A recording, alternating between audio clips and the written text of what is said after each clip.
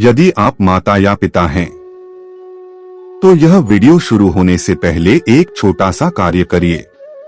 Comment में केवल एक बार लिखिए राधे राधे, क्योंकि आज जो कहा जाने वाला है वह कोई साधारण ज्ञान नहीं है। यह हर माता पिता के हृदय में छिपी हुई मौन पीड़ा है। वह पीड़ा जो शब्दों में नहीं उतरती पर हर रात आंखों से बहती है। हम सब संतान के लिए जीते हैं। हम कमाते हैं, हम सहते हैं, हम अपमान पी जाते हैं, हम अपने सपनों को धीरे धीरे त्याग देते हैं और मन के किसी कोने में यह उम्मीद पाल लेते हैं कि एक दिन हमारी संतान वही बनेगी, वही करेगी और वही जिएगी जैसा हमने सोचा था।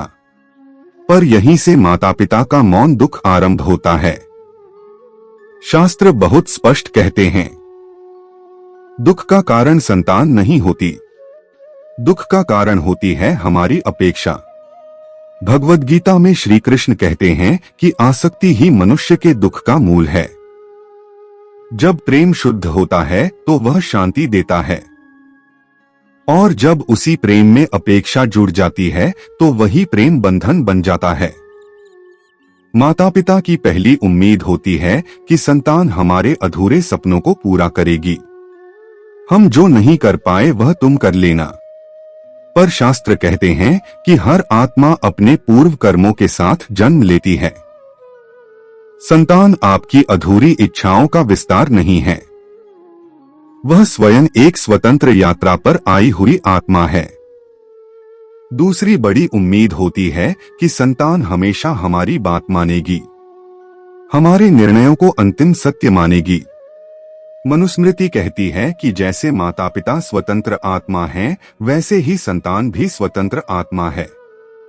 उसे मार्ग दिखाया जा सकता है पर उसकी आत्मा पर बंधन नहीं डाला जा सकता। तीसरी और सबसे पीड़ादायक उम्मीद होती है कि बुढ़ापे में संतान हमारी सेवा करेगी, हमारा सहारा बनेगी। गरुड़ पुराण कहता है कि इस संसार में कोई किसी का स्थायी सहारा नहीं है। हर व्यक्ति अपने कर्मों के सहारे खड़ा होता है।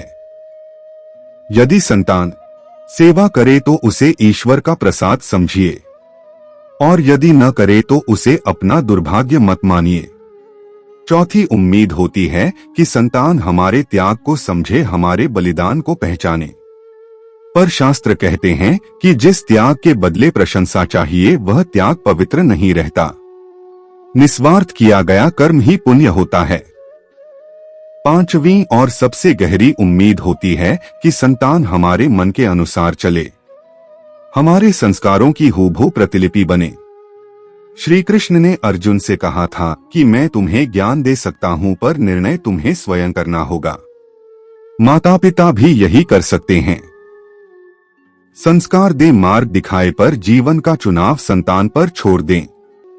यदि आप यहां तक सुन रहे हैं तो यह केवल संयोग नहीं है, यह ईश्वर का संकेत है कि आपको यह सत्य समझना है।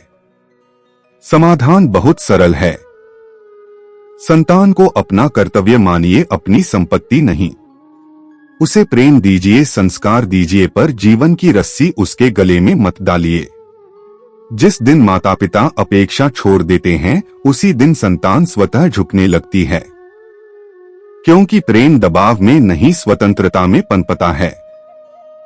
और अंत में वह वाक्य जो जीवन को हल्का कर देता है, संतान आपके जीवन का हिस्सा है, पूरा जीवन नहीं। आपका जीवन ईश्वर ने आपको साधना के लिए दिया है, केवल अपेक्षा का बोझ उठाने के लिए नहीं।